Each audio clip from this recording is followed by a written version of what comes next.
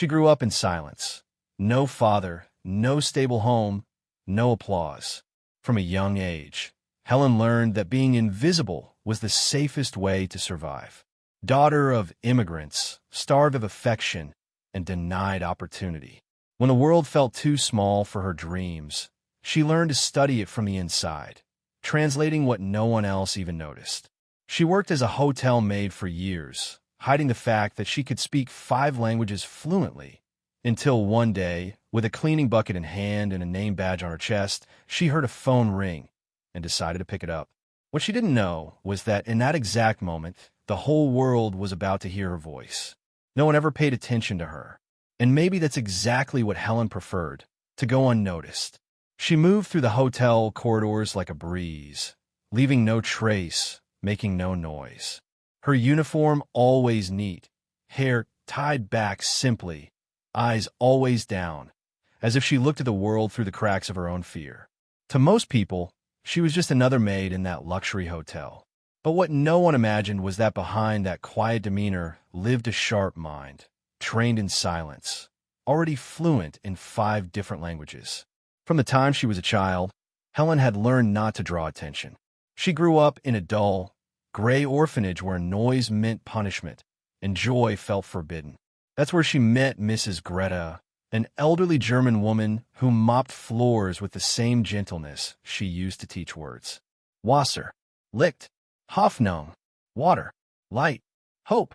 Helen clung to those 3 words like a lifeline. She whispered them to herself at night, like a spell. And between cleaning shifts, she started translating song lyrics, labels on packages, lines from soap operas. Language became her hiding place, and without realizing it, her power. On her days off, while her coworkers rested, Helen would go to the city's public library.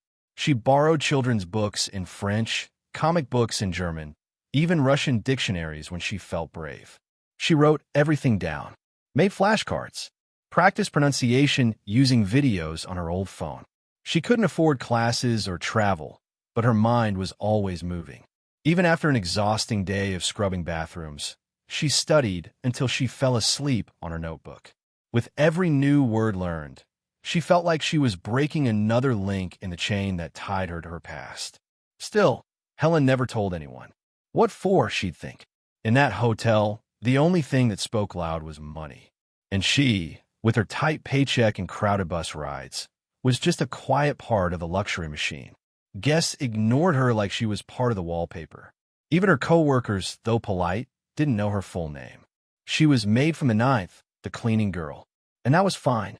She'd gotten used to it. The pain of being invisible no longer hurt. It had become part of her skin. One time, a guest dropped a notebook full of notes in French. Helen picked it up quietly, read the last sentence, and smiled. Ce que le monde ignore, c'est ce que le sauve. What the world ignores is what saves it. That line hit her hard. If only they knew what I carry inside me, she thought, as she took the notebook to the front desk. She handed it over without saying a word, then went right back to her work, silent as always. But deep inside, a voice was screaming, "You weren't born to clean up after others. You were born to leave your own footprints." She built entire worlds in her mind while straightening bed sheets. She watched guests argue, make phone calls in different languages, and mentally translated every word. Silently, flawlessly, she picked up on details, caught the tone, and absorbed idiomatic expressions like someone collecting secrets. Now and then, someone would greet her in English or Italian, just to be polite. She'd nod in return, softly, respectfully. But deep inside, the real answer was ready, begging to come out. Still, the fear of how people might react always spoke louder than the courage to speak. Fear was an old friend.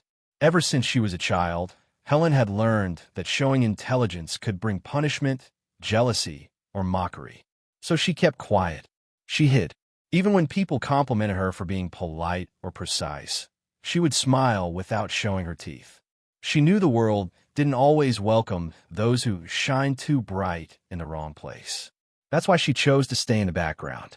And while others strutted through the halls in expensive suits full of pride, she carried wisdom in her bucket and mop.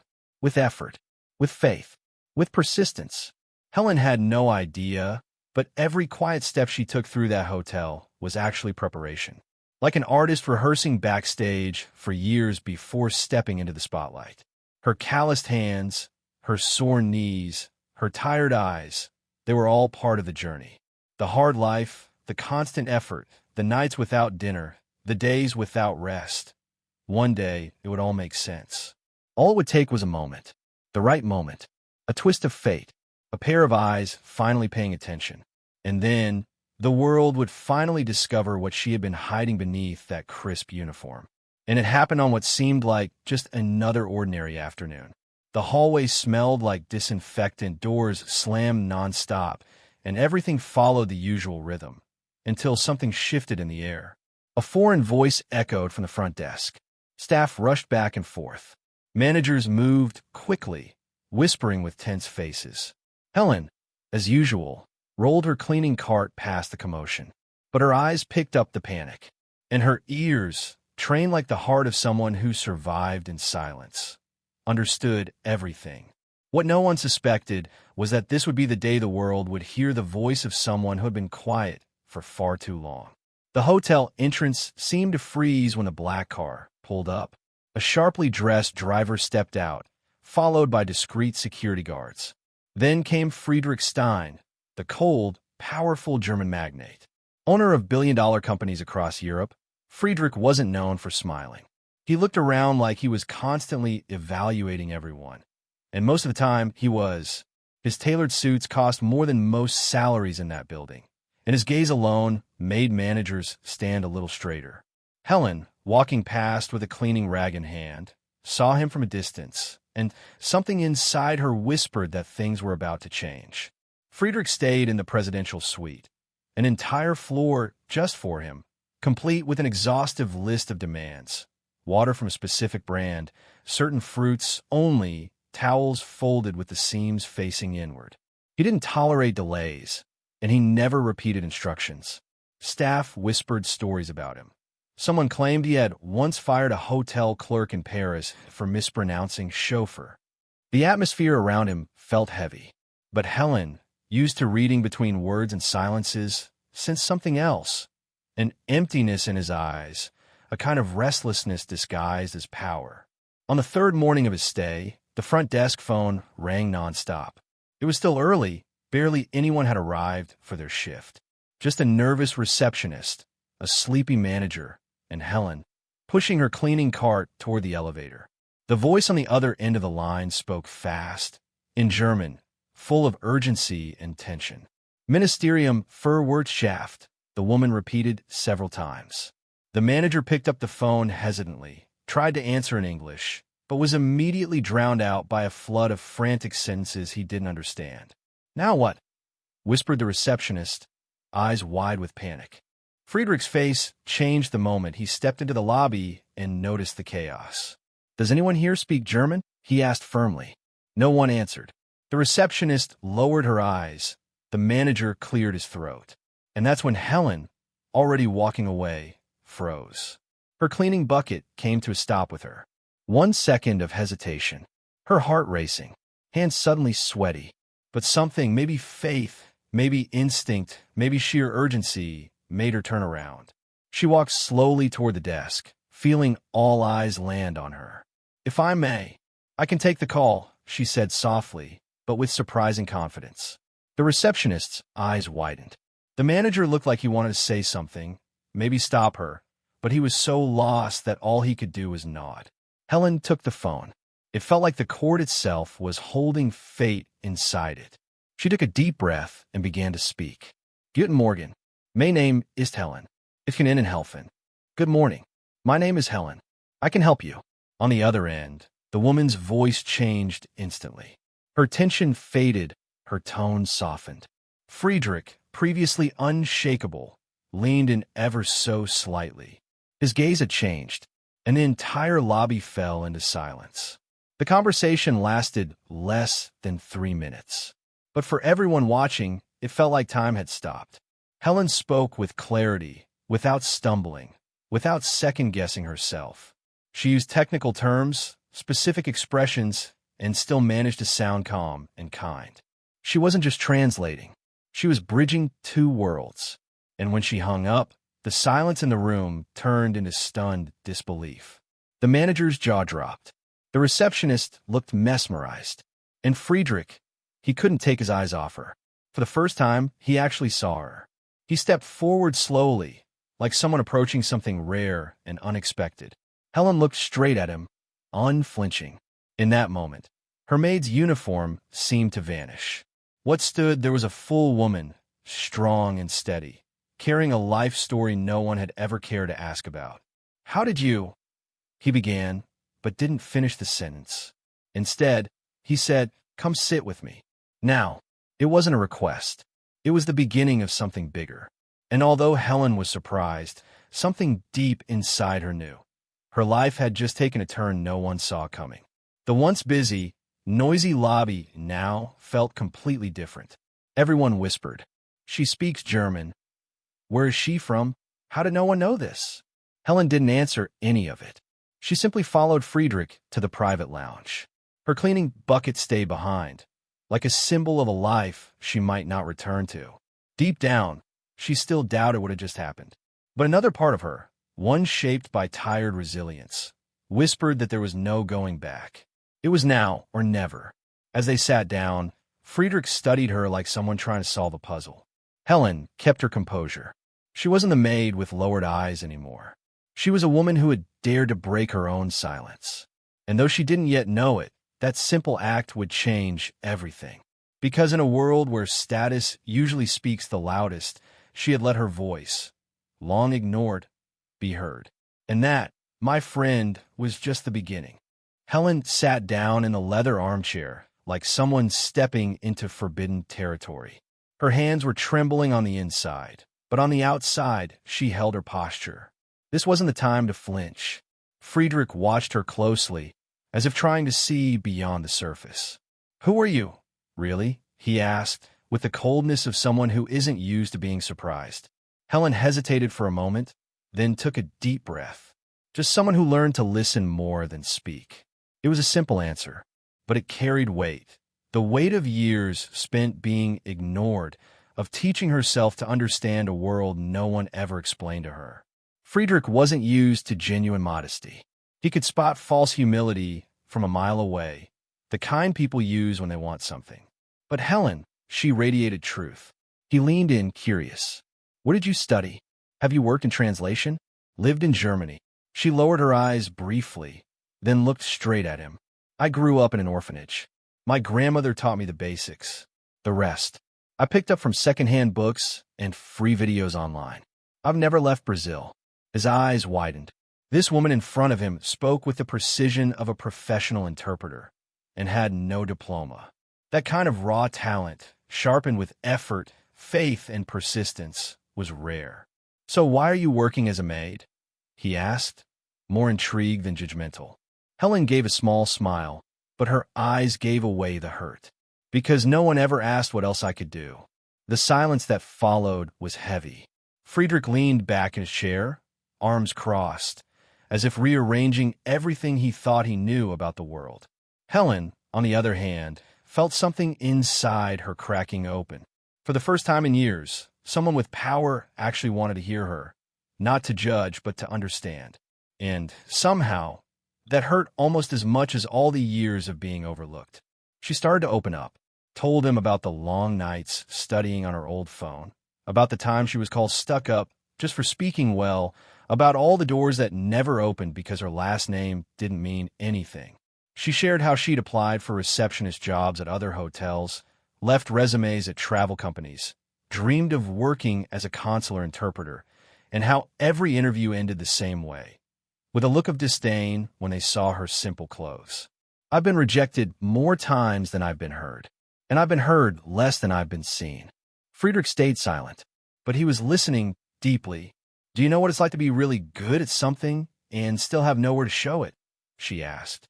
He didn't respond, but his eyes did, because despite all the wealth, Friedrich hadn't come from luxury either. Few people knew that. Maybe that's why Hellen struck such a chord in him. She represented everything the upper class refused to see. Talented people, hidden behind aprons and cleaning supplies. People who didn't escape a hard life by luck, but by daily acts of quiet survival. And in that luxurious room, the two of them had more in common than either had expected. He crossed his legs and let out a long breath. Have you ever thought about doing something with that gift of yours? Hellen chuckled, with a hint of irony. Sure, but thinking doesn't pay the bills, and dreaming without support turns into exhaustion. He nodded. He knew exactly what it meant to dream without permission. Hellen continued, and another thing, when you come from where I come from, just having a dream already feels like arrogance. That hit hard, because it was real, raw, the scar shared by millions who grow up knowing that talent alone won't break through the walls built by prejudice. But even with all that pain, there was still light in her eyes. A quiet light, but steady. And Friedrich saw it. He saw the silent intelligence, the hunger for something more, the fear of believing, but most of all, the strength. The kind of strength that doesn't collapse, even when the whole world tries to push you down. He leaned forward slightly and asked, "Has anyone ever told you that you deserve more?" Hellen swallowed hard. "No, never." He nodded. "Then it's time you heard it." And in that moment, something broke inside her, as if that single sentence peeled away years of invisibility all at once. Hellen allowed herself to smile, just a little. Eyes glassy, heart pounding. She still didn't know exactly what Friedrich wanted from her. But something about his words felt different, like he wasn't just saying them. He meant them. For the first time in her life, someone truly believed in her. She wasn't just the maid from room 1201. She was Hellen, capital H. And somehow, that was enough to spark something entirely new. She had no idea, but the next thing Friedrich would reveal would change everything. Friedrich looked at Hellen like a man who had just stumbled across a rare gem in a street market. His mind was already racing with ideas, possibilities, plans. But he cut straight to the point. "Have you ever heard of the Stein Foundation?" Hellen shook her head. He explained, it was a global project designed to support gifted young people from underprivileged backgrounds. Scholarships, international exchanges, mentorship, emotional support, all funded by him. Most of the people I help don't even realize how brilliant they are until someone tells them. Hellen listened closely, not knowing that this wasn't just a speech. It was a prelude to something far more personal. "I want you to study in Munich. All expenses paid. You choose. Languages, international relations, tourism, whatever you want. The foundation will cover it." Hellen's eyes widened. "What do you mean?" He smiled for the first time. "You shouldn't be cleaning hotel rooms. You should be out there, translating ideas for the world." For a moment, Hellen felt the floor disappear beneath her. Her mind raced with thoughts. The overdue bills, the double shifts, the dreams she'd buried just to survive. But Friedrich was firm. "The only thing I ask is that you believe in yourself." "Because I already do," she cried. Not loud, not dramatic, but the kind of cry that rises from a place so deep it has no words. "No one's ever given me anything," she whispered. "Maybe that's why I don't know how to accept it." Friedrich handed her a handkerchief. "Then start today, not with shame, but with pride. You've already survived a hard life. Now it's time to go after what's yours." His words pierced her like arrows. She wiped her face, still overwhelmed. So much had collapsed and rebuilt in just a few minutes. She could barely catch her breath. "Are you sure?" she asked, still in disbelief. "I'm sure," he replied. "I've seen people with polished resumes and empty minds. But you have what matters." Friedrich had always known how to spot real talent, the kind shaped by struggle, not privilege. And Hellen, she was the living embodiment of effort and persistence. She had overcome hunger, abandonment, and being overlooked. And now, here she was, standing at the edge of a chance that felt like something out of a movie. But it was real, and she knew. If she said no, she'd spend the rest of her life wondering what could have been. So Hellen said yes, not with fanfare, but with the quiet dignity of someone who understands what every step has cost. In the days that followed, Friedrich took care of everything personally: her visa, registration, airfare, housing. And Hellen? She kept cleaning rooms until her final day on the job. with even more care than usual. Some coworkers were surprised. "You're really leaving to study? You're going to Germany?" She just smiled softly. The secret wasn't in the destination. It was in the journey. And hers had started long before that phone call. The day before her trip, Hellen visited the orphanage where she grew up. Dona Greta was no longer alive, but Hellen walked through the halls with reverence, like someone silently thanking the ground that shaped her. She left an envelope with donations and a handwritten note. "Thank you for teaching me that water, light, and hope are more than just words." She cried alone at the gate, not because of the past, but because she had finally found a new beginning, a beginning that didn't come from luck, but from believing in herself, even when the world tried to silence her. At the airport, Friedrich was waiting to say goodbye. "Are you still afraid?" he asked. She took a deep breath. "I am. But now, fear comes with a side of courage." He nodded. That's how it starts. Their farewell was brief, but something permanent was sealed in that moment, a bond between his generosity and her strength. It wasn't charity. It was an investment in someone who had fought, persisted, and believed, even without realizing it. And in that final hug, Hellen understood. She had been chosen because she truly deserved it. As the plane took off, Hellen looked out the window and watched the city shrink behind her. She thought about the mops, the cleaning cloths, the long shifts. She thought of all the times she almost gave up but didn't, because deep down, she had always believed that life could offer more. She just didn't know how until that day, until that phone call, until that moment when someone finally saw her for who she really was. The sky looked wider that morning, and inside her, something new had taken root, a desire to give others what Friedrich had given her. Because the real victory wasn't just the scholarship or the flight abroad or the recognition. It was the chance to become a seed, to inspire, to transform. And even though she didn't yet know what tomorrow would bring, Hellen now carried something no one could ever take from her again: the right to dream big, and the certainty that, finally, her voice would be heard. But what she would live through in the coming months would go beyond anything she had ever dared to write down in a notebook. The auditorium was packed. Cameras, lights, simultaneous translation booths, and representatives from international organizations. But the most striking presence in the room wasn't the setup, it was her. Standing at the center of the stage, wearing a sharp dark blue suit, was Hellen. The same woman who just months ago cleaned hotel rooms in silence was now addressing a bilingual audience about language inclusion, social mobility, and hidden potential. Her voice was steady, her gaze confident, and the world was finally hearing what she'd always had to say, but never had the space to speak. In the audience, journalists scribbled down every word.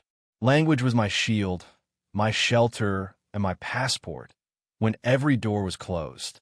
At the very back of the room, a man with teary eyes smiled quietly. Friedrich Stein. He never sought praise or attention, but seeing Hellen up there, empowered, strong, brilliant, confirmed that every cent, every effort, every act had been worth it. She wasn't an exception. She was living proof that real talent often lives in the layers society chooses not to see. Hellen shared her story with ease. She spoke of her hard childhood, her German grandmother, the orphanage, the late nights studying on a broken phone. But what moved people the most was her tone. She didn't speak as a victim. She spoke as someone who had persisted, who had faith, who believed, even when no one else did. I was ignored for years, but I was never insignificant.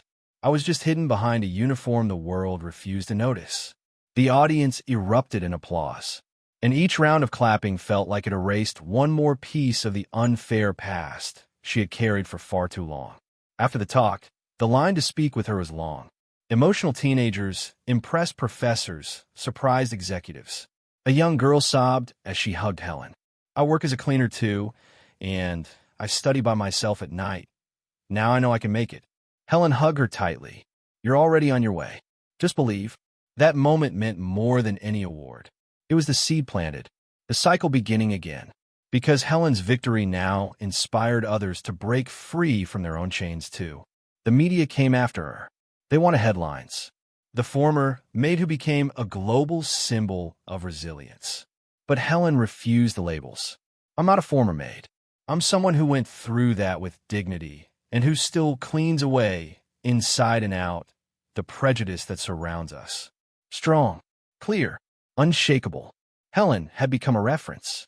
And more than speaking 5 languages, she spoke from the heart of someone who had lived every single line of her story. No script, no stage act, just truth. The Stein Foundation invited her to join the board. She accepted, but with one condition. She wanted to create a program specifically for women who, like her, had been made invisible by where they came from. It's not enough to educate. We have to heal and give tools. Her proposal was approved in record time. In just a few months, the Hidden Voices initiative had already reached women in Brazil, Mexico, Mozambique, and the Philippines. The world was beginning to change because Hellen had decided to give others what Friedrich once gave to her.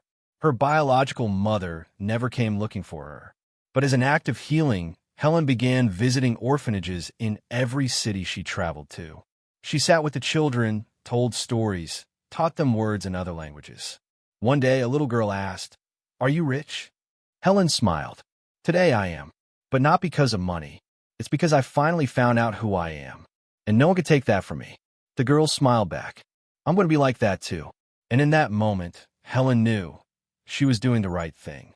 Back in Brazil, she was invited to give a speech at the same hotel where everything had started. The same lobby, the same carpet, the same walls. But now, the eyes looking at her were different. Managers greeted her with respect. The receptionist who had hesitated that morning ran to hug her.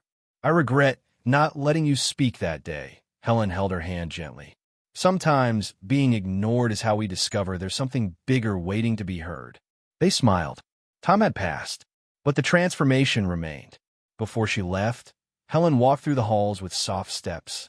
She stopped in front of a cleaning cart and smiled. A new maid, with curly hair and tired eyes, looked at her and asked, "You're the lady for the magazine, right?" Hellen nodded. "I am. But before that, I was you." The woman smiled, eyes welling up. "Thank you." Hellen touched her shoulder. "Don't thank me. Just go. And when they say you're too small to do something big, remember who you are." Then she walked out the door like someone closing a chapter and opening a new path. Because in the end, it wasn't the language that changed her life. It was the courage to use her voice when everyone expected her to stay silent. It was the faith that real success comes to those who keep going, who keep trying, and who refuse to stay quiet. And what happened after that? Well, that's another story. But the world that once ignored Hellen now listened closely to every word. Because when someone who's been silenced finally speaks, no one can pretend not to hear. Comment. Have you ever been underestimated because of your job or appearance? Like this video if you believe no one should be judged by the uniform they wear. Subscribe to the channel for more stories like this. Every day, a new story. Every day, a new reason to believe.